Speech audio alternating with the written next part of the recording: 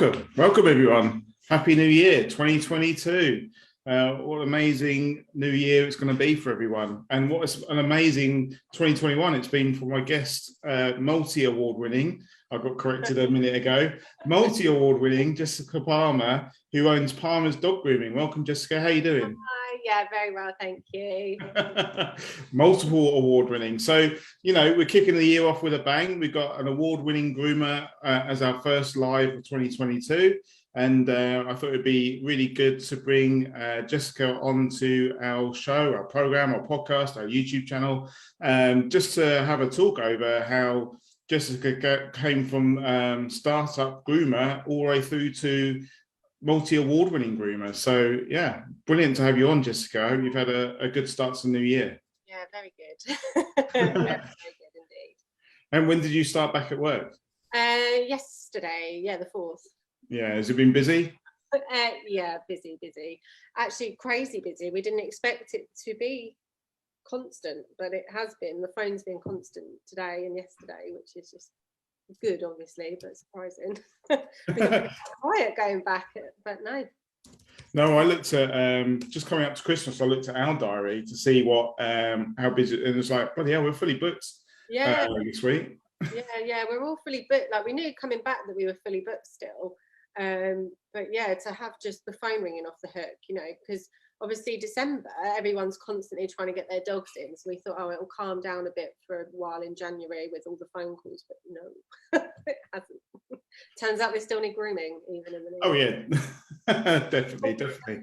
So you own Palmer's Dog Grooming, and that's your own business. Is sole trader, limited company, or partnership with my sister? So, oh, excellent.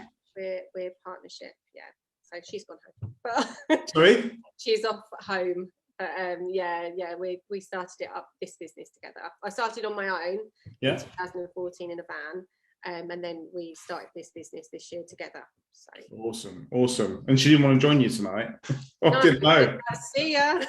No, cheers. Maybe she's watching, who knows. So 2014, so tell us about your journey. Tell us how you got into pet grooming. Yeah, I kind of fell upon dog grooming really. So I have always worked with animals. I started in little petting farms, and then I went on to a tropical zoo in Isleworth. And then from there, I went to work at Woburn Safari Park, which was like my dream job. I was a zookeeper working with sea lions and penguins and everything. And it was great. And I had a really great time. But there's only so much standing in the cold and telling people off, which was mostly ended up being my job, just telling people off for touching the animals and trying to feed them. And yeah, after a while, I just wanted something different. And I wanted a dog of my own, which I couldn't have because I was working all the time. So yeah, I was really interested in dog grooming. So the zookeeping job was seasonal. So when it finished at the end of the season, I was kind of like, okay, what should I do? And sort of ringing around everywhere, trying to find someone that would take on a trainee groomer. And finally found somewhere, but it ended up being working in a dog kennels, which wasn't what I wanted, but the premise that grooming could come with it. It didn't. And yeah, I went to Crufts and I met Laura, who is from Groom Arts. And yeah, I bumped into her in her stall and she was saying, oh yeah, no, come and train here and in 5 weeks time, you'll have your own business. And I thought, oh, that can't be that. Wow. Like no. But I quit my job and went for it and was like, okay, I'm going to do this. This is what I want to do. And yeah, she was amazing. It was back when she had a salon of her own. It's now a big grooming school. But so yeah, she taught me everything. And I really was confident in 5 weeks, believe it or not. And which now seems crazy if I think like, could I start from scratch in just 5 weeks and start up a completely new career? I thought that's mad, but yeah, I did. And I bought my van and off I went and haven't really looked back. So that was in 2014.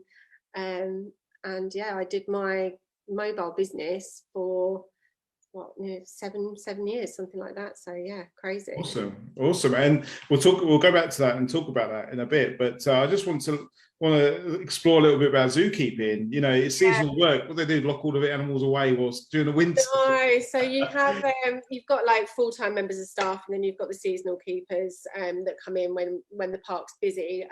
Usually it wasn't open 7 days a week during the winter, and just because it's so quiet, so they don't want to spend all the money on all the staff and the extra people to run the place. So yeah, I think I was kept on mostly, and then sort of for the last, well, I was kept on for about 3 years, and then management changed at the end, and I thought, okay, time to this go. is just seasonal, so I was like, I'm out of here.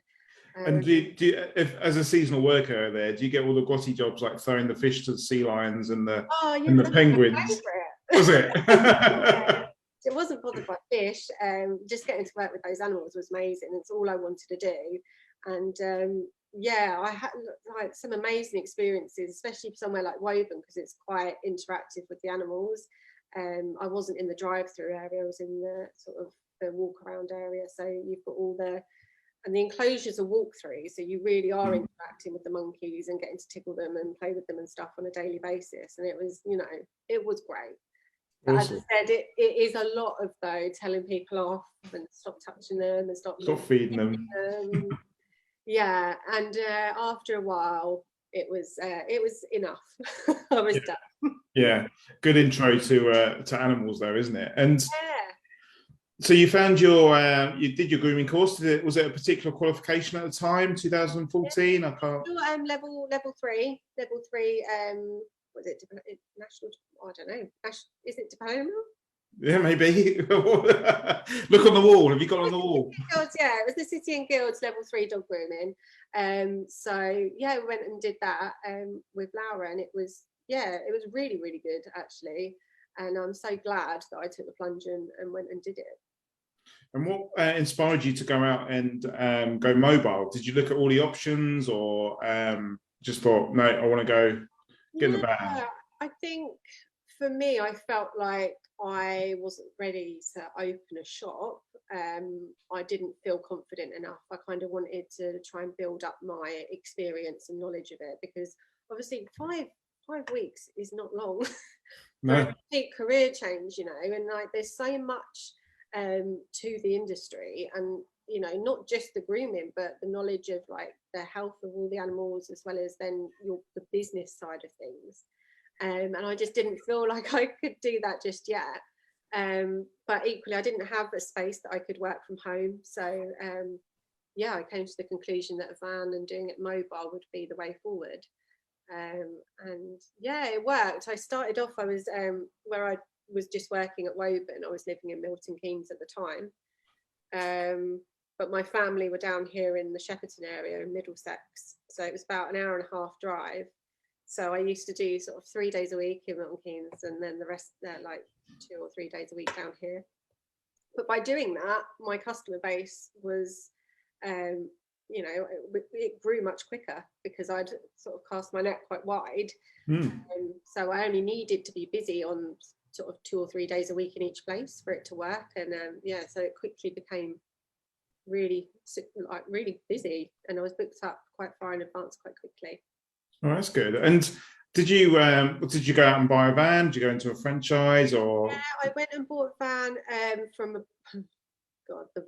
a private company, from a guy who was making like food vehicles, you know, like for burger vans. Yeah, that kind of thing, and like refrigerated vehicles and stuff. And I think his daughter was a dog groomer, so I won't say too much about the van, but his daughter was a dog groomer, and he started making these dog grooming vans, and I got one, and yeah, it was all equipped, and it was, to be fair, it looked very good. Like everyone really liked the van, all my customers and everything. But yeah, there was a lot wrong with that van. Did you just have the one for your 7 years? Yeah, on the mobile. On a hell of a lot. Yeah, there was problems constantly, but it managed. It got me through to where I needed to be. But yeah, it was just like Trigger's broom. Yeah, it was constant. It was just like the water tank split in the back, and like the heater would always break, or it just wouldn't work. Yeah, it was constant issues with it. But so, you know, let's have a look at the mobile side of the business. What sort of what would you say are the pros and the cons to going out doing it mobile? So the thing that I liked about it was the freedom to take days off when I needed to and schedule my time like that. You know, I felt, you know, I was in control. So if I wanted a day off, I could take a day off. I didn't have to worry about staff or anything else. And, you know, if you need to move a few people, you're not moving an entire, you know, mass of dogs. It's like however many you did in a day. And I didn't used to do loads, like 6 maybe or something. So at least then it's not like an entire list of people to move, which was nice. And I could take the holiday when I wanted to. If I needed more money, I just worked more. I used to do like evenings sometimes, and if it was past 6 o'clock, I'd charge them extra for out of hours appointments. I could do stuff like that. And yeah, I kind of liked the freedom of it.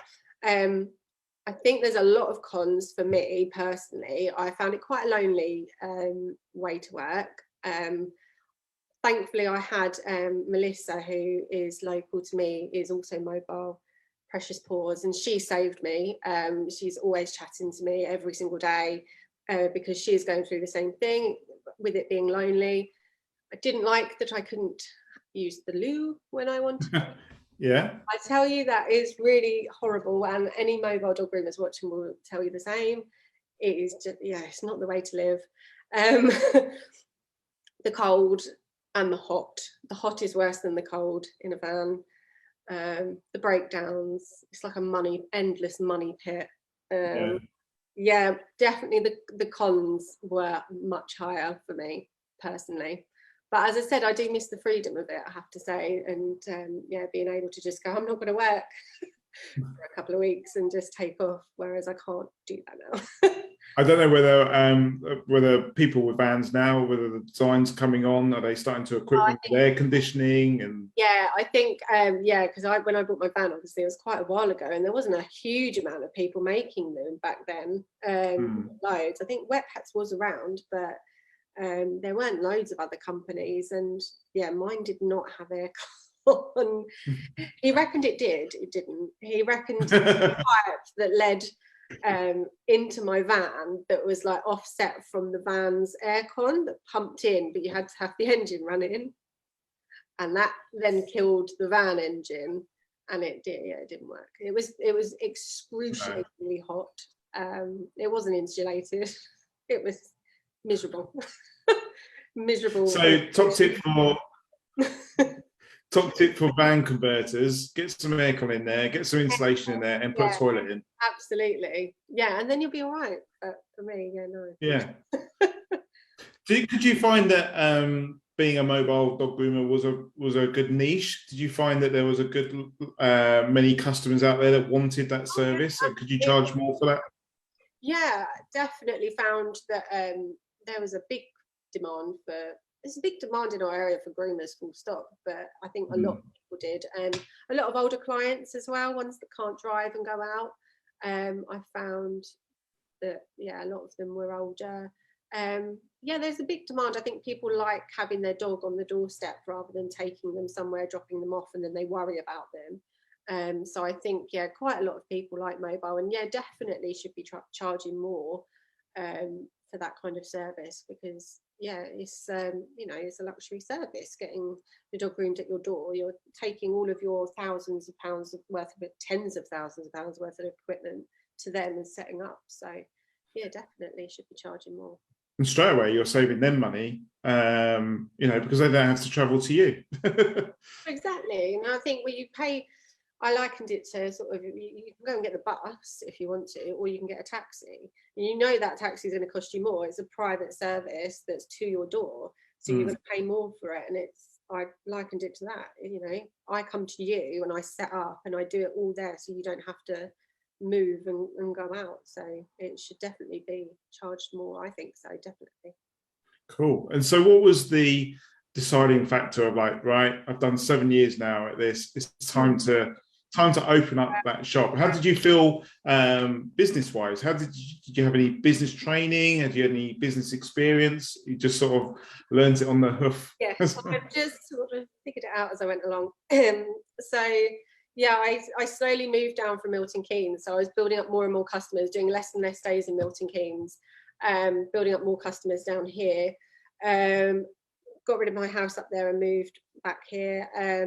And then it got to a point quite quickly, probably within the first, I don't know, two years or 3, where I realised I cannot take on any more customers. It's just me. And I'm turning customers away every single day. And it just felt like such a waste. Because me on my own, you know, I can only do so many dogs a day. I can't fit in anymore. And you're obviously losing time driving to people's houses throughout the day and getting stuck in traffic and things like that. And for me as well, just being on my own was just, yeah, it was getting to me a bit, and I was getting fed up and getting completely fed up as well with the van breaking down all the time. And I was like, I've had enough. But it took years until we found the right place, and definitely held off until we found it, because yeah, it just, for me, it needed to be big enough. It needed to have not crazy overheads. I mean, we are on a high street in an affluent area, so we have big overheads, but just ones that were affordable, that were manageable. But yeah, it took a while until we got to that point, for sure. And how how did you make that decision? Did you feel like it was a leap, or did you feel it was like a natural progression, or how much fear was there around that? I don't know. Yeah, fear, definitely. It was scary, but at the same time, I felt ready. I definitely felt ready for it. That I'd gained enough knowledge, and I was, yeah, prepared, I think, to do it. I was confident, and I think knowing the area really, really well, I've grown up here. I know the high street. I know that there is so many dogs in our area, like an unbelievable amount. And I knew that we would be busy because, you know, I've not moved to a new area. So all of my clients I've already got, they were still on my books. The phone was still ringing constantly, and with me saying like, no. So I know if I open a business, the business is still there and ready for it. So that side of it, I wasn't worried. I knew we'd be busy. But the whole managing of the business, the more businessy side of it, yeah, it was definitely a bit like, oh my God, what am I doing? That was the scary part. And how did you? Oh, hold on. It's just showed me that we're no longer live. But hold on, we'll see if that. I'll just let it all catch up. But no, we're still going. How did you explain that transition, or how did you carry that transition over to your mobile customers? So I think we just kind of, I did tell my customers, and I said, you know, we are going to change how we do things soon. And then sort of, yeah, I think I texted everyone and just said, we're opening a salon in the new year. We don't know exactly when it's going to be. It will be local. We're really excited about it. We hope that you come too. And yeah, I made it a big exciting thing rather than like, oh, I'm really sorry, but I'm doing this. You know, I made it exciting, like, this is happening, we're thrilled. And you know, said like, this is going to make it much easier because we're going to have more appointments available for you. We're going to be way more flexible, because currently I wasn't able to move anyone anywhere if they couldn't make it. I was like, well, see you in 10 weeks. So yeah, just I made it an exciting thing. And yeah, and then we just advertised it all, because I had a massive long list of people that wanted to be on my books that were waiting. And I said, you know, I haven't got anything now, but I am in the process of trying to open a salon. And when I do, I'll let you all know, and you can book then. So yeah, we just made it exciting, really, and not doom and gloom. And everyone was, I think we lost like 3 customers. Wow. That is like that must be a lot of fear. I think I know there's some people that might actually be watching that are currently mobile and they want to move over to a salon, but some of the fear that they might have is like, oh, I'll lose all my custom, or people won't want to come to me. But even if you lose some of your mobile customers, you're picking up. Yeah, 100%. And I think if you're good at what you do and you are good to your customers and you provide a good service, they don't want to leave you. They want to stick with you. They know you. They know your dog, the dog. You know the dog. So yeah, they're going to stay with you. And yes, you will lose a few. I mean, very few. As I say, I think it was like 3 or 4, something like that. It wasn't loads at all. That just said, "Oh, I just prefer mobile." And we were like, "Cool, no, that's fine." And I've got a good relationship, as I said, with Melissa, who's local. There's another local groomer, Sam, and we just passed the numbers on to them and said, these are great groomers. We completely understand, and yeah, all the best kind of thing. Because we know that there's plenty of dogs around in this area. All of the local groomers are busy, so we weren't worried about that. That's for sure. So you said you took some time to find the right location and the right property. So tell us about your shop. Explain your shop to me. What were you looking for, and how did you find it? So I always wanted a shop on Shepperton High Street, which might, if you know the Shepperton, some people might find that a bit odd because they're like, it's just a little, it's tiny little town. But for me, the footfall's really high.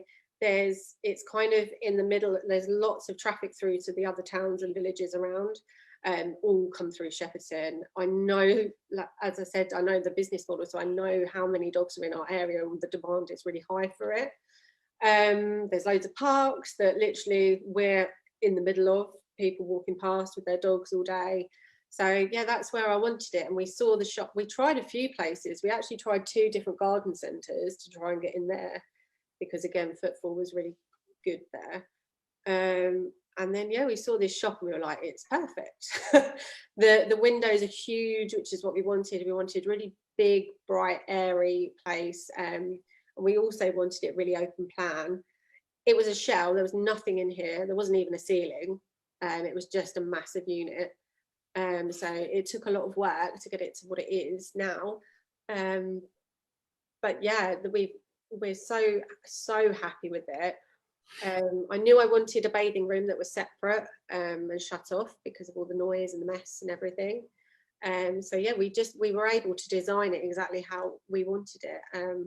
I had a lot of time to design it, which was great. So yeah, we're chuffed to pieces with where it is and the location and how it's turned out, that's for sure. Cool. And do you do retail as well as grooming, or? Got a little retail area, which actually does really well.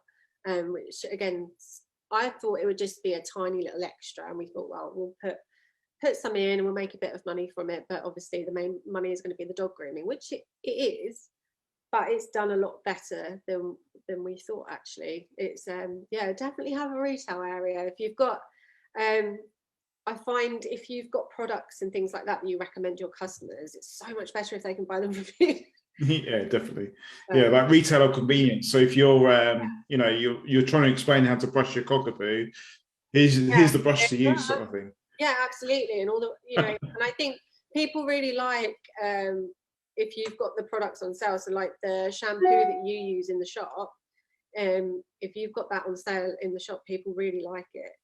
Because they're like, oh well, what do you use here? Can I do that at home? I'm like, yes, that's what we use, and I think they like that. And we've got our own fragrance as well that we had all branded, which that sells very, very well as well. So we went with one fragrance, and we use only that fragrance unless it's Christmas on all of the dogs that leave. And again, so that sells really well because everyone knows the scent, and so it's just our signature fragrance, which we really love. So you got your bathing area, a couple of baths, or just the one? And then not the one. We're potentially looking into in the future whether we can squeeze another bath in there. But I think we've got a hydro bath and they're pretty efficient, to be fair. So they don't end up taking too long in the bath. So it works pretty well. And tell us, yeah, and how about a number of tables? Or let's talk about, you know, you're not doing this on your own, you're with your sister now. So do you have your sister and other staff, or? So it's me and my sister currently. That's one of the main issues we're having, is finding staff. So we have and I think a lot of groomers will find this as well. So we've got a young girl at the moment who we're training. She's actually going off to, we would have put her through the apprenticeship, but she was already signed up to a course ready to start in January. So she's going to go do her level 2, and we'll carry on training her up here.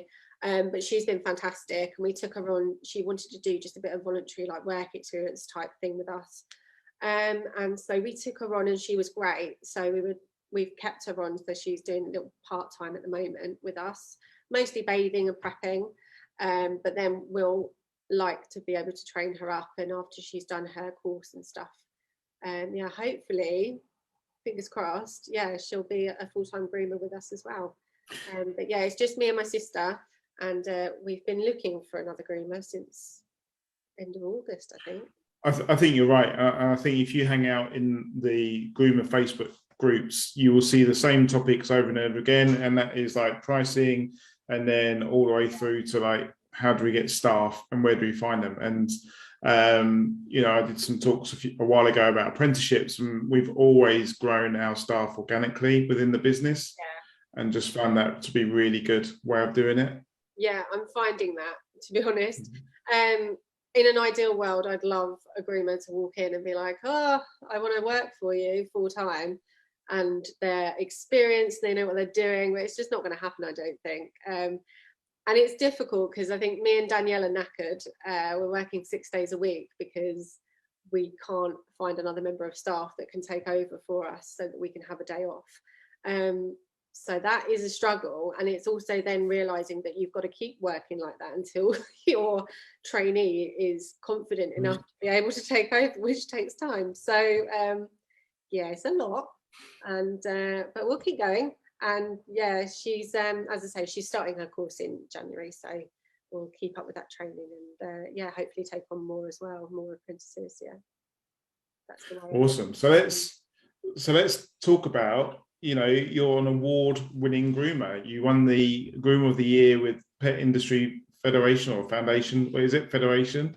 So what inspired you to go and apply? Because you have to apply for the awards, and you have to nominate. So I think we, to be honest, applied on a bit of a whim. We saw it pop up because we're members of PIF, and yeah, we saw it pop up on our sort of newsletters and things, and we're like, oh, that would be fun. Do we apply? And I wrote our big spiel about the salon and everything. And we thought, well, we're not, you know, we've only just opened, because I think we did the application in like April, we'd opened in March.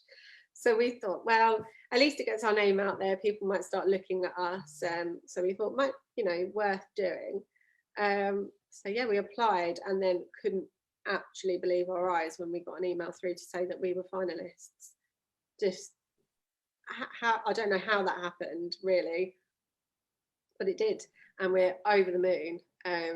And yeah, we really celebrated just that finalist. Yeah, just to have a finalist, you know, that's out of all the people that entered, and they said it was a record number as well that year of people that had entered into the awards. I suppose probably because it wasn't on properly the year before. So yeah, to have been put through into the top, I can't even remember how many there were now. I think it was 6. Completely unexpected. So yeah, to get to go to the awards was amazing. Yeah, we had a really lovely time. Yeah, and can you remember what you had to sort of include on your application and stuff like that, or is it all a bit of a blur? Yeah, because it was back in April, so I can't even remember now. I think they just sort of asked what set us apart from the other businesses and other dog groomers, and what we do. And sort of just a bit of background about us and how we came to start the business and things like that. But yeah, I can't really remember much about it now. It's such a big blur.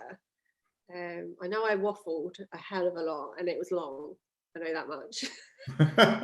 I think it was capped, wasn't it? But it must have been, what, 500 words? Maybe. A lot. I can't remember myself. But so you got through as the finalists and you got invited over to the big night. What happened on the big night? So that was great. It was really lovely. We stayed there. It was Whittlebury Park. In where was that? It was like in Toaster. So we went over there, and that was really lovely, and got to wear all the nice dresses and everything. And yeah, it was quite fancy. Really lovely evening, and yeah, completely unexpected when we won. Just yeah, I couldn't believe it. We were sort of, all of us were like, well, this is a lovely evening out, like great. That's all we thought of it, really. We thought we'll have a wonderful evening out. Danielle took her boyfriend and I took mine, and we thought great. And we both said, you know, listen, we know we haven't got it, and that's fine. Like, just to be able to come here this year, and we've met loads of people and networked, and to be able to just say that we're finalists for Dog Groomer Business of the Year, having only been open a few months, is amazing. So we'll have a good night and we'll leave it at that. And then when they said, oh, and the winner is, and it was us, I lost it, tears. I couldn't believe it, and I didn't even know what to do with myself. So really glad they didn't ask for a speech, because I wouldn't have been able to do anything. Did they not ask you to do a little speech? No, and I'm so glad. I wouldn't have been able to talk. Even the photographer, when we were accepting the award, he was going, smile, stop crying, and I was like, I can't. So yeah, you know, it's so nice to be recognised, isn't it? We put so much work and effort into our businesses, blood, sweat, tears, money. You know, we pour it into our businesses, and no one treats our business as well as we do as ourselves. You know, and to be recognised for that is just amazing, isn't it? Yeah, I think that's what it was. I think it was years of, you know, it being in that blooming van, and then, you know, all the months that of hard work that we put into getting all the salon ready. And we, you know, as I said, we've been working 6 days a week since we've opened, and we're knackered. But to then have that recognition as someone to be like, you doing well, was just like, thanks. Like, it means everything, you know, because the business is everything to us, and it's our whole life, and everything that we do is revolved around the business. So yeah, as I say, it's just amazing to have that recognition, and for it to be like an industry based recognition as well is just even better, just amazing. So you win your award and come home, you know, splash it everywhere, all over your Facebook page and everything, I take it. Absolutely, yeah. We and it's up pride of place on the shelf for everyone to see. So yeah, and we're gonna splash it more everywhere, I think, in the shop, signs and stuff. Yeah, because why not? You know, that's a massive achievement for us, and I think it's only right we shout about it and make it known. Definitely, and obviously you have to get all the dog hair off the award every day. Yeah. So that's polishing, making it, yeah, because it's nice and glass, so definitely shows up all the dust and dirt. Yeah. And what do your customers make of it? What do they say about it? They were over the moon as well, because as I said earlier, a lot of my customers came over from my mobile business, so they've known me for as long as I've been. You know, some of them have stayed with me since the day I started, pretty much. So they're over the moon as well. That, you know, they're just as invested in watching the business grow as we are, almost. So really lovely, really supportive. And we did notice that the phones were ringing more when we reopened after the awards. I don't know whether it's a coincidence, but it has been, you know, recognised by customers, which is lovely. Yeah, and so what else? So you corrected me at the beginning, so you're multi-award winning. So did that spur you on to go on and award and win more awards? So when we, at the same time that we entered the PIF Awards, it was also the Spelthorne Business Awards, our local area. And again, we're really good friends with our hairdressers next door, and they had put in for it as well. And we were like, oh, that would be cool. So we literally copied and pasted pretty much from PIF. And we were like, oh, we'll do these as well. We'll see. And again, we were like, oh, that would be nice, but didn't expect anything from it. And then became finalists for that as well. And thought, gosh, okay. And yeah, ended up for best new business. Best, was it best? I can't even remember now. I'm looking at them here. It was best business in Shepperton and Charlton Village, best new startup, and best small business. That's what we won. So yeah, we went along to another awards evening and won all three, Wow. which was mental. Like, couldn't believe our luck winning all three. But yeah, again, over the moon, chuffed to pieces with it. And yeah, to get that recognition as well from the local business awards, you know, was lovely. We've had so much support from all the local businesses and all the locals, and it's really, really nice. It seems like a proper sense of community, and everyone loves that there's now a dog groomers in the high street of Shepperton, which is really nice. Well, that's it. And we can, dog groomers can bring a lot to the community, can't they? Because you're bringing a lot of customers in every day into the high street. So, you know, you're bringing business into the high street as well, aren't you? Yeah, absolutely. And I think as well, for us, as I mentioned, our hairdressers that are next door, they're great, and they'll recommend people to us, and we'll recommend people to them, and all the other businesses around. And I'll say, go and get a coffee from the cafe while you wait, and things like that. So yeah, I definitely think all the businesses help each other, and it's really a nice sense of community, and you feel kind of part of something, I think, being in a high street, which is really lovely. Yeah. So with your awards, you obviously, it has helped with your marketing. I take it you've been in the newspapers. People must be talking about you. So it sounds like the business has picked up as well from it. You're picking up new business from it. Yeah, I think that's the part of it that we didn't even really think too much about. I mean, obviously it's lovely to advertise yourself as being award-winning groomers, and it will help with business, but I don't think we quite anticipated, literally like the day after winning it, having way more phone calls, which is what was happening. So I definitely think for any dog groomers out there, definitely enter any awards things that you can find, because it's so nice to have that recognition and to have that to your business as being award winning. It definitely brings in more business for you. It's worth doing, and I think most places will have a local awards as well that you can enter, and it's worth doing, because even if you become a finalist, you still get to go to an evening where you can network and meet all other local businesses. You can, you know, we gained business from it, even just being at the awards, people coming up to us and saying, oh, I want to put my dog in. So even just that side of it is worth it. Or you might meet sort of people that are doing, I don't know, sign printing or something that you can use as well, and swap business with them. So it's worth doing things like that to network and talk to local businesses. It's worth it, I think. Yeah, definitely. And you're right, it's not just the national, like the big institutions that do these awards. All your local borough councils, your local business groups, they all have these awards, don't they? And some awards you have to be like nominated for, I think, and some awards you have to enter yourself. So it's worth putting yourself out there, isn't it? Oh, definitely. It's definitely worth it.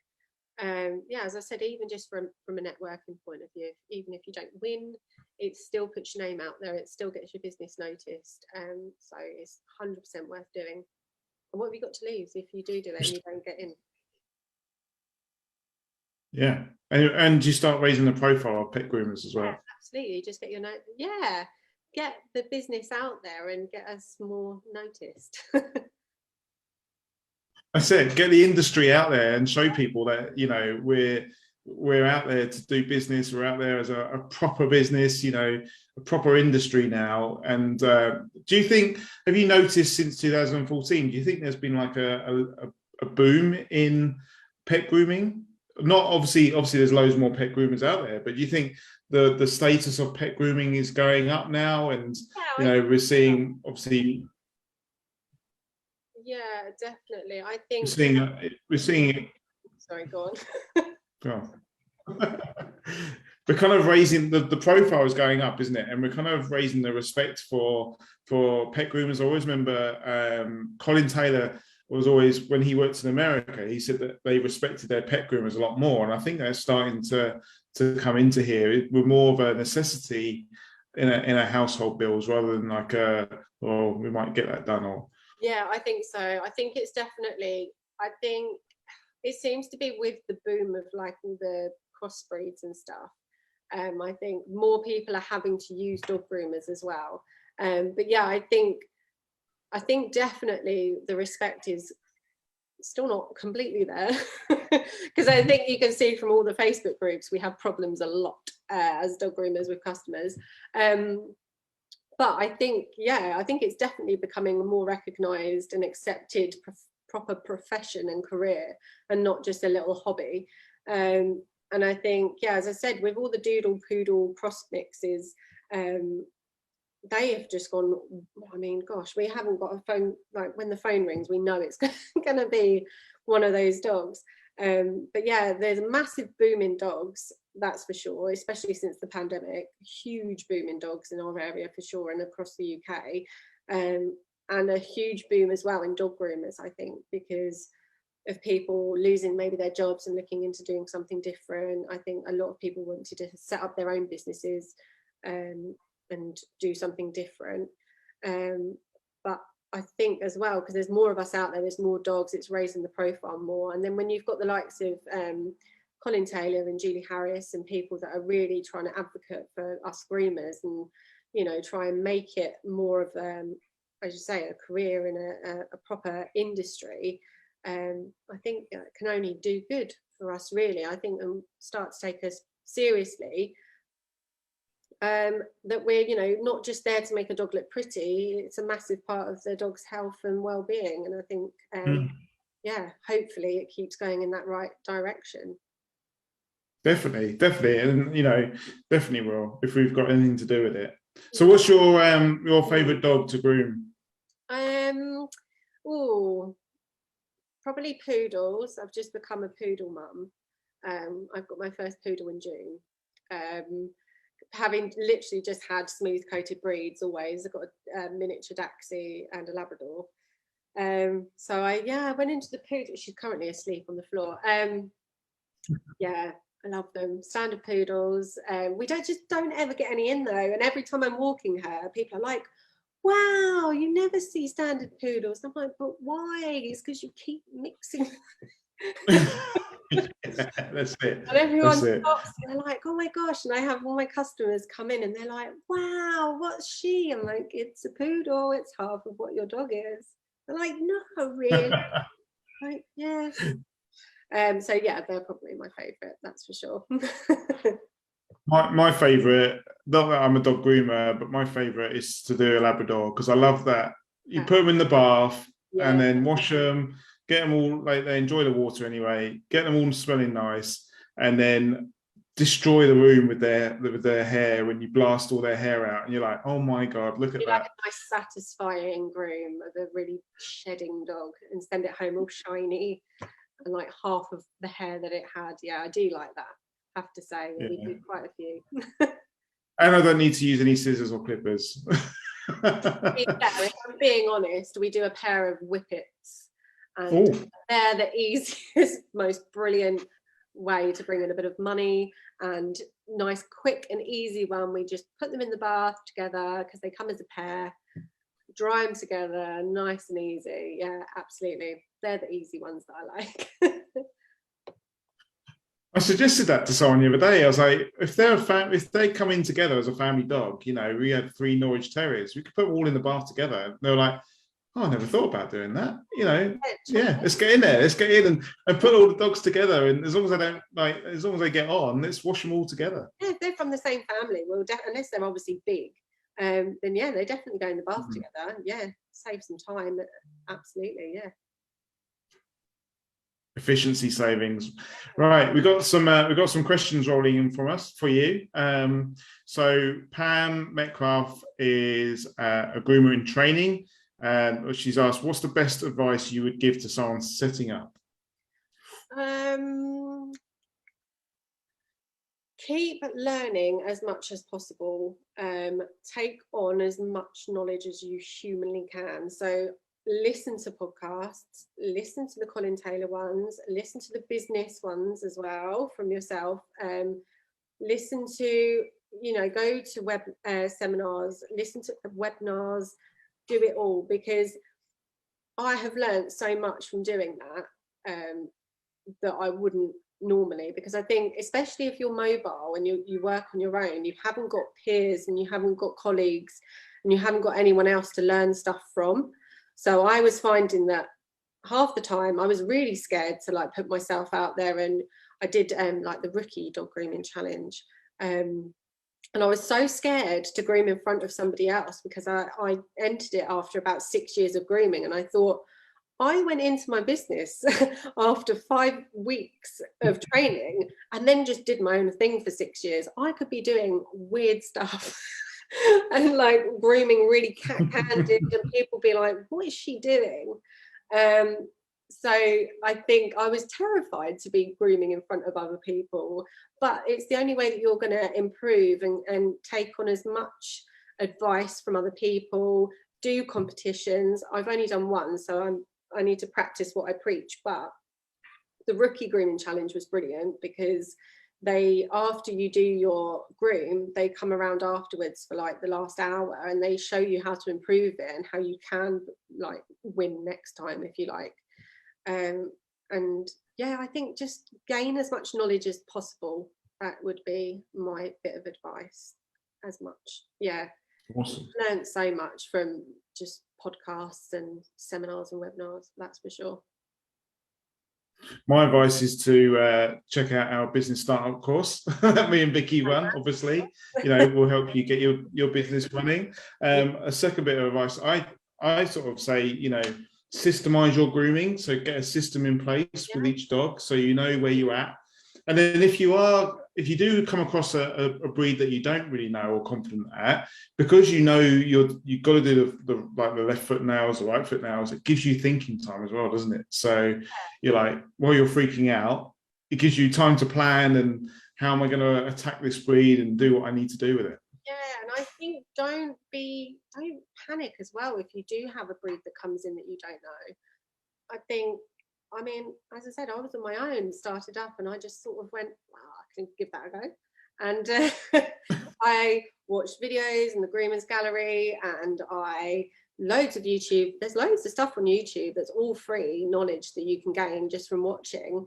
And I would do that if I had a dog coming up to, like the next day, and I thought, oh God, like I'll just refresh my memory and go through videos, go through my notes, go through the books and the notes from the grooming table.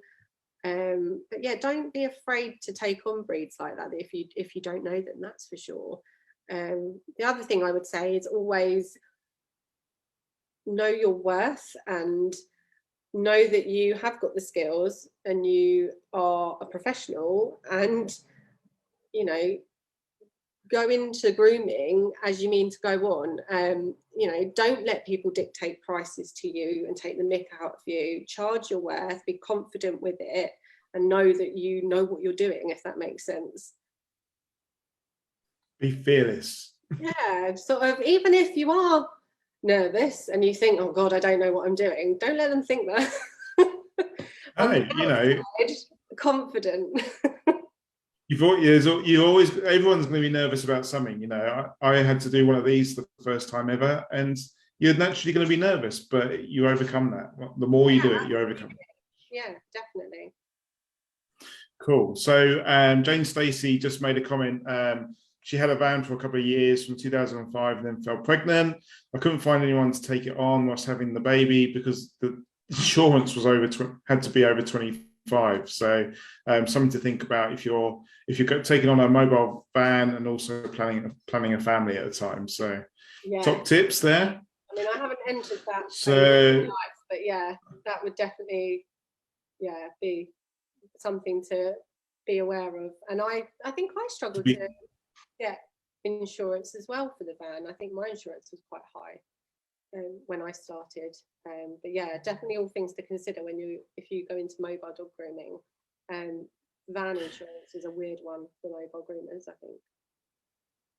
And also, I suppose, depending on how big your van is, the driving categories on your driving license as well. I think mine was fine. But yeah, it depends on what size you end up going for. Mine was a large long wheelbase Citroen. But yeah, the insurance can be crazy, and you also have to be careful that you've got your equipment and your fit out on the insurance, because a lot of people insure their van, but they don't insure for the value of the fit out, if that makes sense. So, okay, yeah, the shell of it is insured, but all of your equipment inside that you can't remove overnight, so the bath and the table and things like that, isn't insured. So it's definitely worth making sure, if you're a mobile groomer, that you've got that all insured and covered as well. Another top tip. Kelly and our other half have just opened a dog grooming salon, new for 2022. Also includes retail as well. And she said, how did you advertise your business? You know, they've literally just opened. So what are your sort of top tips on advertising your business? Well, congratulations as well. That's amazing. We focus quite heavily on Instagram, personally. We've put a lot of time and effort into our Instagram. Danielle's better at it than I am. But I think social media is massive, and unless you're paying for advertising, it's free. So I think use that as much as possible. Do all the hashtagging, try and get your name out there, keep putting content out, videos and reels and things like that all the time. You will get your name out there. We've got like a little, what was on the desk, but it's called Shepperton Matters. It's like the little local magazine thing. We put a little advert in there, and we put a little offer in there just so that we knew whether it was actually getting out to people and whether it was worth doing again. So it was only, I think we put in like £5 off teeth cleaning, and you get like a bag of dog pick and mix treats as well. So it was only a small offer, but we got quite a lot of them back in when they bought their dogs, so we knew that it worked. So look into maybe just some local magazines, just do a small one to start with, put an offer in so that you know whether it works, so then next time if you want to do it, you can maybe do it more often, or a bigger page. Do a few little of the paid ads on Facebook, just because you can set a budget then. Don't bother boosting posts, because I think I don't think that works. But the paid advert on Facebook, you can do those definitely. Have a good website, and make sure it's visible. Yeah,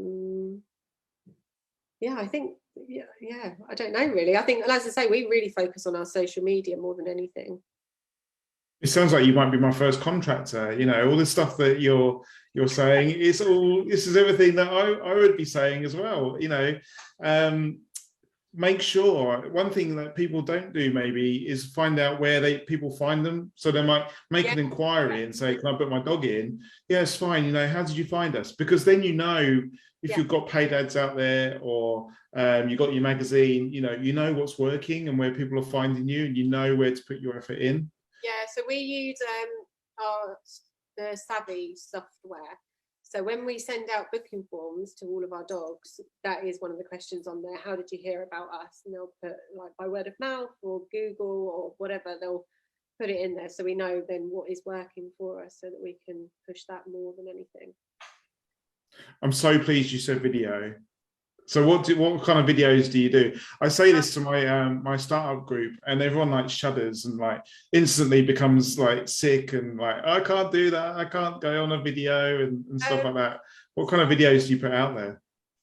Oh, we did like little transformation videos, and we try and do we've been really rubbish at it lately actually, but we try and do bits throughout the day of us as well, and grooming and the dogs that we've got in. We'll advertise our like spa treatments, for example. We'll do like before, during and afters of like the mud masks. they work really, really well. And then we'll get people going, wow, can I book my dog in? You're like, yes. So it does work well, things like that. We'll put our stock, we'll do like a walkthrough of the salon throughout the day. We do quite a lot of stories. But yeah, they like all the, you've got to be a bit more down with the kids, haven't you? And you do all the TikToks. Oh. Danielle, as I say, Danielle's better, but we've been a bit rubbish recently we've been so busy with all the Christmas and everything that yeah, we need to get back into it. And I think I learned, I think it was, can't remember if it was Colin Taylor, someone said, make sure that you get your face out there in your social media, because, and we need to do this more. And me and my sister keep saying, but we're covered in dog hair, and all the time we're like, no, I don't want to be in this. But people like to see you, and they like to see the faces behind the business, and that, you know, and get to know you a bit more. It's more personal. So I think, yeah, definitely do videos where you star in it as well as just the dogs. But dogs tend to sell themselves if you put a picture out of them in a cute video. Puppies. I mean, Richard Branson's brand, Richard Branson puts himself out there, and Richard Branson will grow quicker than Virgin Media. You know, people buy into people, and this is what you were saying. It doesn't matter if you're covered in dog hair, because that's part of the job. And they're like, oh wow, look at you, you're like absolutely caked in dog hair. How funny is that, sort of thing? Yeah, we've got to get out there, and we've got these tools. You know, we've got these tools now that shoot amazing video, amazing pictures. You know, and we need to be in our shops, salons, home, wherever you're doing your dog grooming, and showing it off, showing people. I've seen videos of dogs being bathed, and everyone's like, well, that's what I do every day. But the customers love it, don't they? Yeah, they absolutely love it if they see that. Do you know the amount of people that are constantly like, why is my dog not on there? And you're like, oh Christ. But like, people are mad for it, and like, oh, did you take a picture of my dog today? They'll come in and I'm like, yes. Or like, oh, did you take a video? Yes. Like, they'll ask us. Now, I've even had people write down on a post-it note what their dog's Instagram handle is. And they're like, make sure you tag. And I'm like, wow. Like, that's happening now, apparently. I'm like, great, I'll add that to my list of things to do, tagging your dog in all the posts. That's awesome. I never thought of that. That's right. You could do, yeah, and then you could do like a video and tag them instantly in it, so all their followers. And what a better way to pick up their customers as well, their followers. We did have a video that went viral, and that was very exciting. That was very, very exciting. It kept getting shared constantly on Instagram, and yeah, it's worth doing. Like, even you only need one video that really goes viral, and then it gets shared thousands and thousands of times, or hundreds of thousands of times. And then your business is everywhere, all across the world, not just, you know, locally. So get on all the socials and try and come up with, as I say, it takes time though, that's the only thing, but it's worth doing. Come up with videos and reels and transformation things and quirky, fun little videos. And yeah, dogs do well on social media if they're cute and fluffy. They do.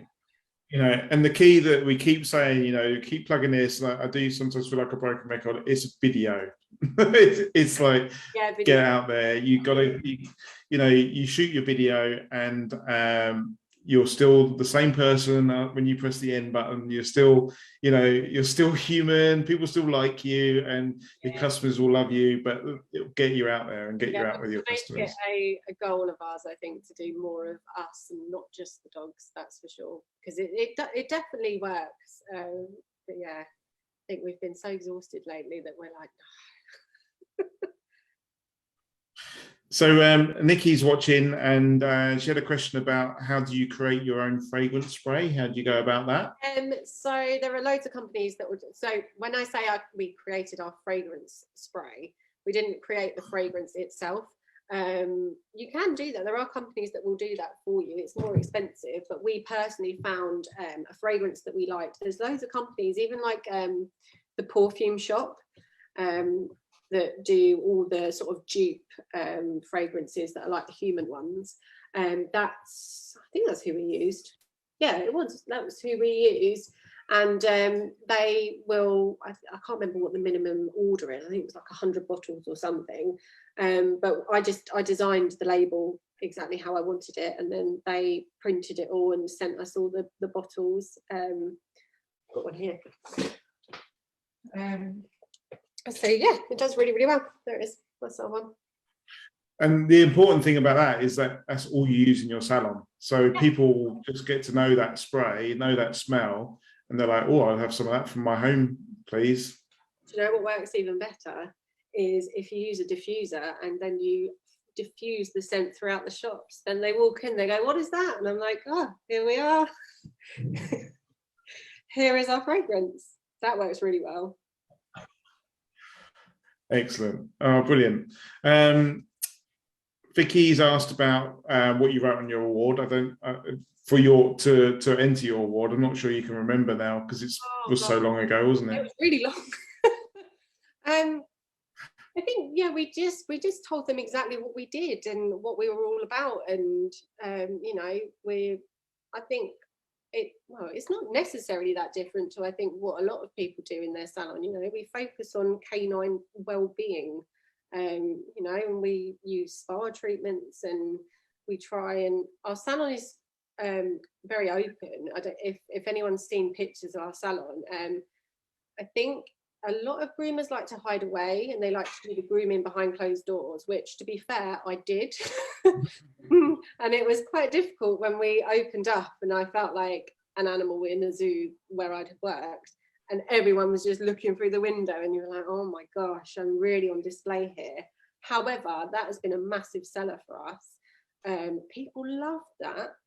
It's annoying when they turn up to collect their dog and they're at the windows. That's fine. But it is a big seller for us, and I'm glad we did it. But it's just things like that that we wrote about that is a big thing for us. And we wrote that we use, you know, calming sprays and things like that. And yeah, I don't know, I think we literally just wrote exactly what we do, and they seem to really like it.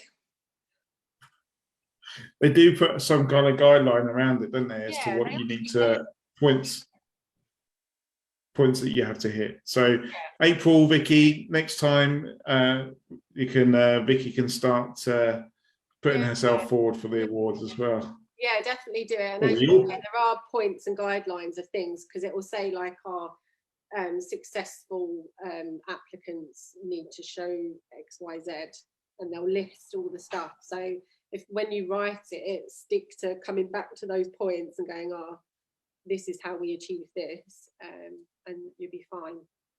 Definitely. Okay, cool. So we've got more. They're still coming in. I stole Nikki's question about your favorite dog. Do you get nervous when you do your new dog? Do you do many new dogs now? Or have you seen them all? No, we still do new dogs. There's still breeds. I mean, because, well, gosh, as I said, they're all poodle and doodle crosses. So then when we get a breed that's an actual breed, I'm like, wow. And yeah, we do get some in that we haven't done before. Oh, we had a Bedlington book in, and I thought, oh my God, like, I think a lot of groomers will say, Jesus, Bedlington. But it didn't even want a Bedlington clip. It was just a clip off. And I was like, that's rubbish. So I can't even think now, actually, whether we've had. It's things that I haven't even, in all of my years, other than in training, I haven't ever groomed an Airedale. It's just, you don't see many. No, and we've got one of those booked in, so I don't necessarily get nervous. But I will brush up on, you know, my knowledge of the groom before the dog comes in, sort of the night before. I'll look over the notes, or I'll go on the groomers gallery, and I'll just refresh. And I don't think there's anything wrong with that. And I don't, you know, I won't sort of, if people come in to collect their dog and I've got, you know, the notes on the grooming table open on the page, you know, I won't shy away from that. I don't think there's anything wrong with it. There's hundreds of breeds, and there's no way that you could have groomed every single one of them. There's always going to be a dog that you've not groomed before. So I had a question the other day from someone saying, have you ever groomed a pulley, P-U-L-I, and they're the corded, braided? I asked Emma, and she's like, never seen one. I wouldn't know what to do with one. I've seen one at Crafts. and that's about as far as it goes. But yeah, I wouldn't know what to do with it. I know you have to split the cords, but I wouldn't really know what to do with it, that's for sure. And lastly, because I know we've been going quite some time now, we've taken up a lot of your evenings. So how are you, when you do your videos, a few questions about videos. You know, Karen Preston, you know, a massive shout out to Karen this week. She's part of my dog grooming business startup course. And she's not had a lot of custom, and she's put herself out there. She's done a video and she's put that out on her Facebook page, you know, so big shout out to Karen for doing that. Do you have any like special equipment in your salon for videos? Do you use tripods, or you just use your phone? I use my phone, so I haven't got any sort of fancy cameras or anything like that. But we've got like a tripod that's got a little clamp to put your phone on, and it's got a ring light attached to it as well. But most of the time, it's just one of me or Danielle that's holding the camera, to be honest with you, for the other one. And that's about it, really. We don't use any lighting. Is a big thing, I would say. And I think when you're doing your pictures especially, I hate to, right, sorry everyone, I hate seeing when people are taking before and after pictures of their dog to advertise their business, but they've strapped the dog up. So they've got a belly strap on, they've got a neck noose on, they've got hair all over the table, they've got all their equipment still on the table, scissors and clippers. If you want to take pictures because you're advertising your business, think about the photo, think about what's in the background, think about how the dog looks, and make sure the lighting is nice. Make sure you've cleaned the lens on your camera so that you haven't got like fingerprints over it and it looks like you've taken a picture on a potato. Like, have good lighting, make sure everything looks nice and everything's clean. That is a bugbear of mine, that's for sure, seeing that. Because as I say, you want the pictures so you can advertise your business. So you need to make sure the lighting's good and it's all set up nicely. Awesome. Yeah, great advice. And don't overthink it. No, absolutely. And you can, if you're going to pop it on a story or something, you know, take a few little snaps here and there, and it doesn't have to be, as I said, all perfectly set up and thought out. But I would just say, if you're using it for advertising and it's going on your grid, or, you know, on your Facebook or your website, just think a bit more about how you set it up and how it looks, so that it is an advertisement rather than like, what are they doing to that dog? Yeah. Because we understand belly straps and nooses, but the public don't. Yeah, definitely. Okay, last question, I promise. Vicky's asked, what is your Instagram page, please, so we can all go and look at your stories and videos and posts. Yeah, we're Palmer's Dog Grooming, so at Palmer's Dog Grooming you can find us. Excellent. And that's your Facebook page as well, isn't it? Yeah, and our website, yeah, palmersdoggrooming.co.uk. Excellent. There's loads and loads and loads people can learn just by checking out your pages and, you know, seeing what you do and seeing how you do it, and just looking at it. You know, I say to people, you know, no one's perfect. We can all learn from each other. So, you know, pop over to these websites, have a look, see what you could take away, and see, like, compare it to your own stuff, and just look and see what you can improve on. And that's what it's about, isn't it? Absolutely. Like, as I said earlier, like, take on as much knowledge and gain as much stuff from others that are in the industry. You know, like, Christ, I look at the likes of Georgia, Ashton Fuller, and I think, you know, and Lisa Hart and Colin Taylor, Julie Harris. You know, follow as many people and as many businesses. You'll see things on different businesses where you go, oh, that's cool. And I think, yeah, the more that you can take on and then use to make your own is, but there's nothing wrong. I'm not saying copy everyone, but I'm just saying, and use it to do your own thing. You know, that's the way we make things better and bigger. So there's nothing wrong with that at all. I wouldn't say go and look at someone's business and just go, right, I'm going to take everything and that's going to be mine. Don't do that, but just take little bits here and there and take as much knowledge from all of the people that are in this industry that have been in it for years, that know what they're doing, and they have so much knowledge to give you, so listen to them. Yeah, that's it. That's it. Always looking to improve. So thank you so much for taking the time out. Congratulations on your awards last year, and hopefully you will see some more awards this year. You'll be putting in again. Oh yeah, we'll see. Never mind. Well, who knows? It'll be lovely, but yeah, I think we'll try again. But yeah, I don't see why not. Cool, excellent. Well, thank you very much. I'm sure people have enjoyed it, and if you're watching this again, please put replay in the comments, and obviously it will go over to our YouTube channel as well, so you can catch up. So thanks a lot, Jessica. Oh, thank you very much. Take care. Cheers.